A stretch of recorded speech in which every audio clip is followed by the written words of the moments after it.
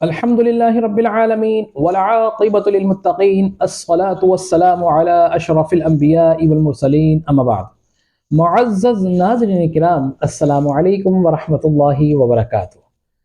میں آپ کا میزبان حافظ محمد رضوان بیگ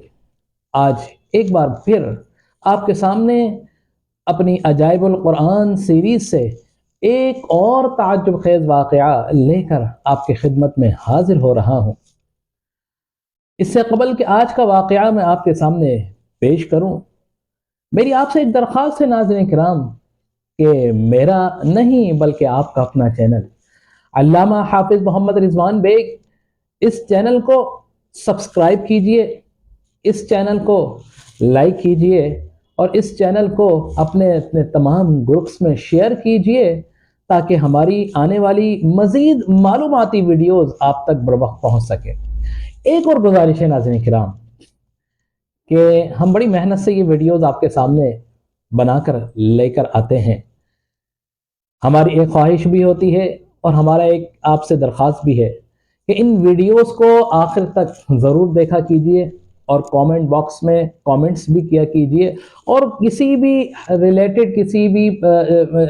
واقعات سے ریلیٹڈ یا کسی بھی مسائل سے ریلیٹڈ آپ کو کوئی بھی ویڈیوز جاننا چاہیں تو ہمیں اپنے کامنٹس ہمارے کامنٹ باکس میں ضرور لکھیے تاکہ ہم انشاءاللہ العزیز آپ کے سامنے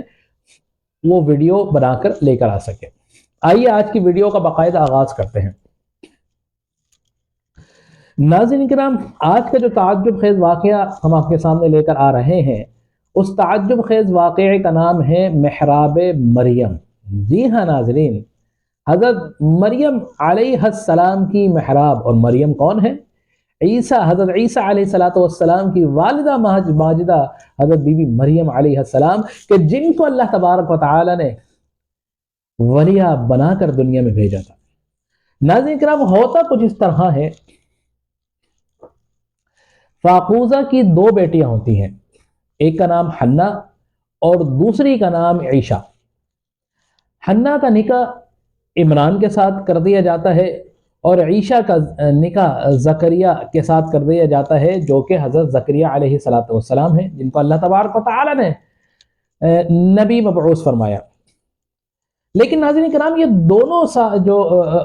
لڑکیاں ہوتی ہیں، یہ دونوں عورتیں ہوتی ہیں، یہ لا ولد ہوتی ہیں، یعنی ان کی کوئی اولاد نہیں ہوتی اور یہ بڑھاپے پر آ جاتی ہیں، بوڑھی ہو جاتی ہیں ناظرین کرام، لیکن ان کی کوئی اولاد نہیں ہوتی۔ ایک مرتبہ حضرت حنا رضی اللہ تعالی عنہ اپنے گھر کے باہر اپنے صحن میں درخت کے نیچے پلنگ پر بیٹھی ہوئی ہوتی ہیں کہ دیکھتی ہیں کہ ایک چڑیا اپنے بچوں کے لیے چند دانے لے کر آتی ہے، اور وہ دانوں کو بچے کھاتے ہیں اور بچے اس کے ارد گرد گھومتے ہیں، جس سے اس کا دل بہل رہا ہوتا ہے۔ تو ناظرین کرام، حضرت حنا کے دل میں بھی یہ خواہش جاگتی ہے اور اللہ تبارک و تعالی سے یہ دعا کرتے ہیں کہ اے اللہ، کہ جس طرح تو نے اس چڑیا کو اس کے بچوں کے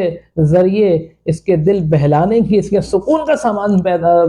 ذریعہ مقرر فرما دیا ہے، پیدا فرما دیا ہے، مجھے بھی، حالانکہ میں بوڑھی ہو چکی ہوں، لیکن تیری بارگاہ میں دعا کرتی ہوں کہ مجھے بھی اولاد عطا فرما۔ علماء کرام فرماتے ہیں ناظرین کرام کہ اللہ تبارک و تعالی یہ دعا کو مقبول فرماتا ہے، یہ خواہش کو پوری فرماتا ہے، اور ایک خوشخبری دیتا ہے۔ جب آپ امید سے ہوتی ہیں تو اس وقت حضرت حنا رضی اللہ تعالی عنہ یہ نیت کرتی ہیں کہ میرے جو بھی اولاد ہوگی تو میں بیت المقدس کے لیے اس اولاد کو وقف کر دوں گی، اپنے گھر کا کوئی کام کاج نہیں لوں گی، اپنا ذاتی کوئی کام کاج اس سے نہیں لوں گی، بس وہ اولاد میں بیت المقدس کے لیے وقف کر دوں گی۔ اور ہوتا بھی کچھ اس طرح تھا ناظرین کرام کہ اس وقت لوگ، بنی اسرائیل کے لوگ، اپنی اولاد میں سے چند ایک کو بیت المقدس کی خدمت کے لیے وقف کر دیا کرتے تھے، تو جس طرح وہ اس کی بیت المقدس کی خدمت کیا کرتے تھے، جس طرح آج ہوتا ہے ناظرین کرام کہ اگر آپ مسجد نبوی جائیں، بیت اللہ شریف جائیں، تو وہاں پر کچھ خدام آپ کو ملیں گے کہ جو بیت اللہ شریف کی اور مسجد نبوی کی خدمت کے لیے ہر وقت موجود ہوتے ہیں۔ تو اسی طرح وہ لوگ بھی اپنی اولاد کو وقف کر دیا کرتے تھے بیت المقدس کی خدمت کے لیے۔ وہ یہ خواہش کرتی ہیں کہ میں اپنی اولاد کو وقف کر دوں گی، اور ان کے دل میں یہ ہوتا ہے کہ بیٹا ہوگا، لیکن اللہ تبارک و تعالیٰ کی کیا رضا، کیا منشا ہوتی ہے، جب پیدائش ہوتی ہے تو بیٹی ہوتی ہے، تو بڑے تعجب سے کہتی ہیں کہ یا اللہ، میں نے تو یہ نیت مانی تھی، یہ منت مانی تھی کہ جب میرے کوئی اولاد ہوگی تو میں بیت المقدس کے لیے وقف کر دوں گی، خدمت کے لیے، لیکن یہ ایک لڑکی ہے، لڑکی کو میں کس طرح وقف کر سکتی ہوں؟ وَلَيْسَ الذَّكَرُ كَالْأُنثَىٰ، تو اللہ تبارک و تعالی ارشاد فرماتا ہے کہ ہاں ہم جانتے ہیں یہ لڑکی ہے، لیکن یہ لڑکی وہ لڑکی ہے، اس لڑکی کا وہ مقام ہے کہ اس وقت اس پوری دنیا میں کسی لڑکے کا کوئی مقام نہیں ہوگا، اس لڑکی کا وہ مقام ہے۔ تو لہٰذا حضرت حنہ رضی اللہ تعالی عنہ، کیونکہ آپ نے منت مانی ہوئی ہوتی ہے، تو آپ، روایتوں میں آتا ہے کہ حضرت مریم علیہ السلام کو چند کپڑوں میں لپیٹتی ہیں اور بیت المقدس لے جاتی ہیں۔ بیت المقدس میں ناظرین کرام، اچھا ایک چیز اور غور طلب ہے کہ حضرت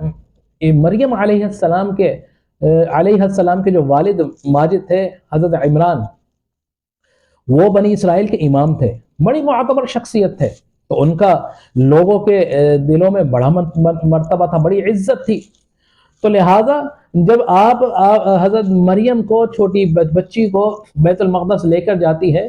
تو وہاں کے جتنے بھی سرداران ہوتے ہیں، روایت میں آتا ہے کہ تقریباً 27 کے قریب ہوتے ہیں، اور چند روایت میں آتا ہے کہ 70 کے قریب سرداران ہوتے ہیں،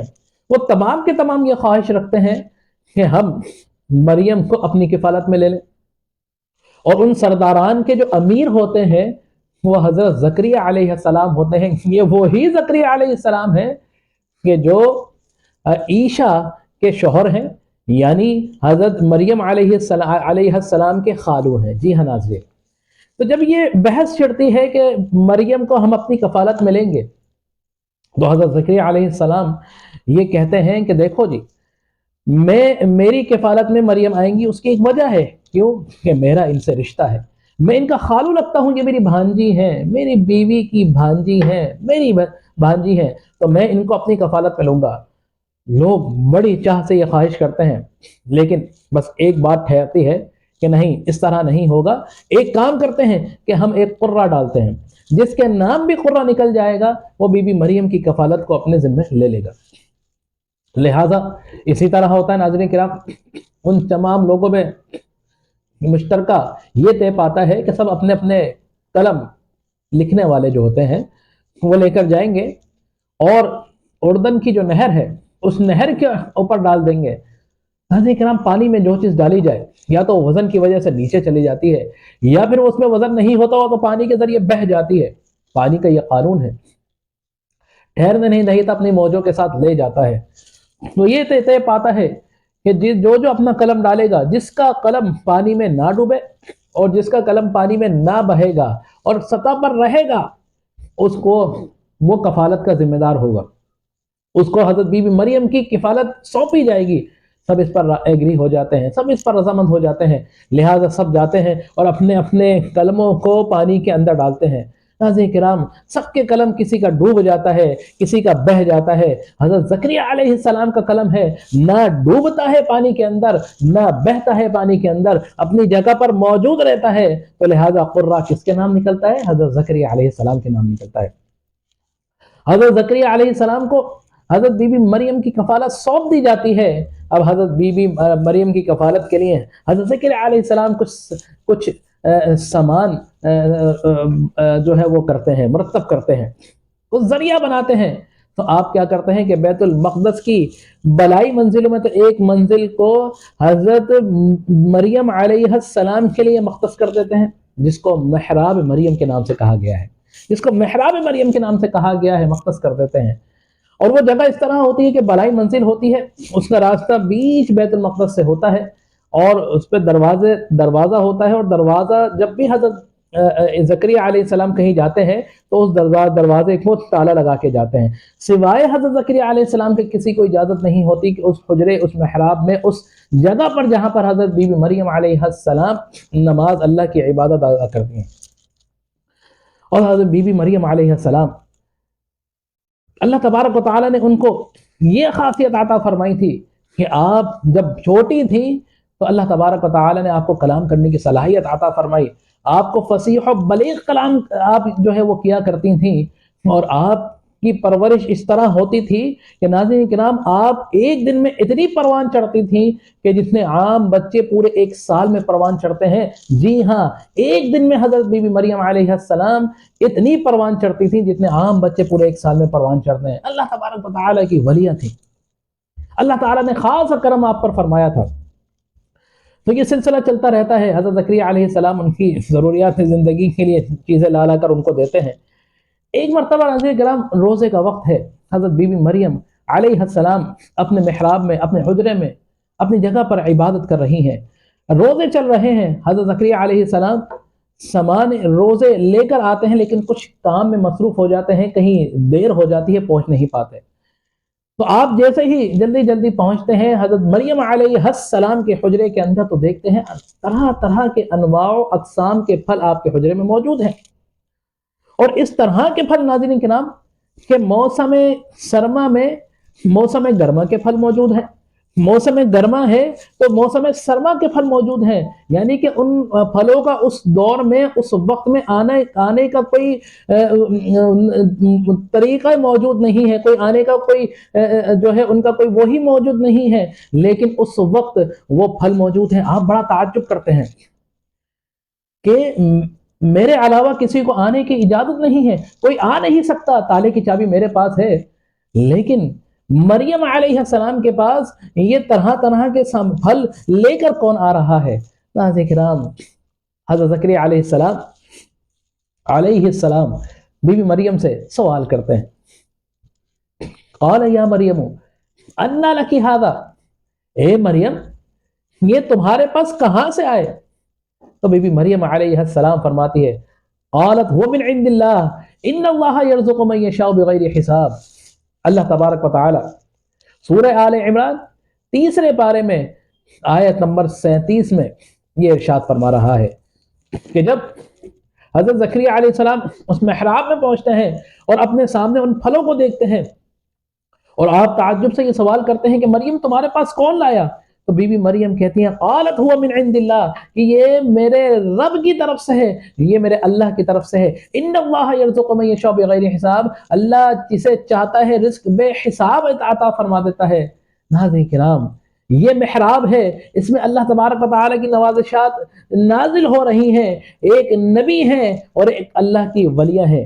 اور میں نے آپ سے شروع میں عرض کیا تھا کہ حضرت زکریا علیہ السلام کی جو بیوی ہیں، جو زوجہ ہیں، وہ خالہ ہیں حضرت مریم علیہ السلام کی، حضرت حنہ رضی اللہ تعالی عنہ کی، دونوں بہنیں لا ولد ہیں، کوئی اولاد نہیں ہے،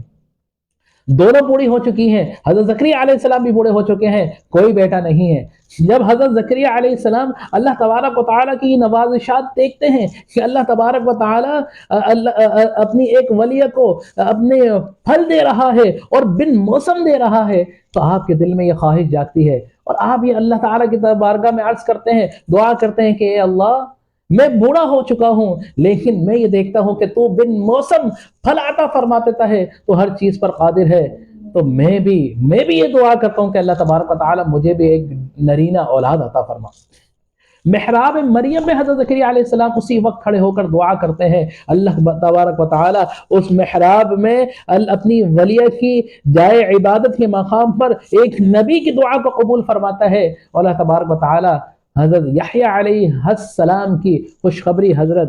زکریا علیہ السلام کو جو ہے وہ سناتا ہے، اور اس طرح حضرت زکریا علیہ السلام کی دعا قبول ہو جاتی ہے۔ تو یہ محراب مریم ہے کہ جہاں پر حضرت بی بی مریم علیہ السلام عبادت کیا کرتی تھیں، رہا کرتی تھیں۔ اللہ تبارک و تعالی اس محراب میں اپنی نوازشات، اپنی رحمتوں کا نزول فرمایا کرتا تھا۔ تو یہ آج کا واقعہ تھا، یہ وہ محراب ہے جو بیت المقدس میں آج بھی وہ مقام موجود ہے جہاں پر اللہ کی ولیہ اپنی عبادت کیا کرتی تھی۔ تو یہ واقعہ تھا، تعجب خیز واقعہ جو ہم نے اپنی عجائب القرآن سیریز سے آپ کے سامنے پیش کیا۔ اس واقعے سے چند چیزیں ہمیں معلوم ہوتی ہیں۔ ناظرین کرام جہاں پر بھی جس مقام پر اللہ کے ولی رہا کرتے ہیں، اللہ کی عبادت کیا کرتے ہیں،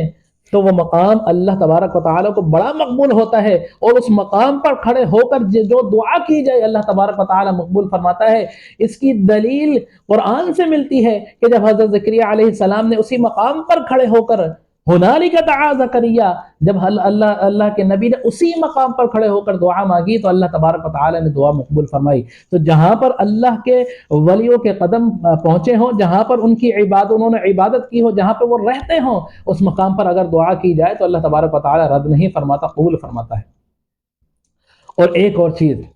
کہ جہاں پر چند سال اللہ کے ولی عبادت کر لیں اور اللہ تبارک و تعالیٰ اس مقام کو یہ مرتبہ عطا فرما دے کہ جب دعا کی جائے تو اللہ تبارک رد نہیں قبول فرماتا ہے، تو جہاں پر اللہ کے ولی یا ولیہ آج موجود ہے، جہاں جس مٹی پہ جس جگہ پر ان کا جسم اقدس جسم اطہر موجود ہے، اگر اس مقام پر جا کر اللہ تبارک و تعالیٰ کی بارگاہ میں ہاتھ اٹھا کر دعا کی جائے تو اللہ تبارک و تعالیٰ کس طرح رد فرمائے گا، کیوں نہیں قبول فرمائے گا۔ تو یہ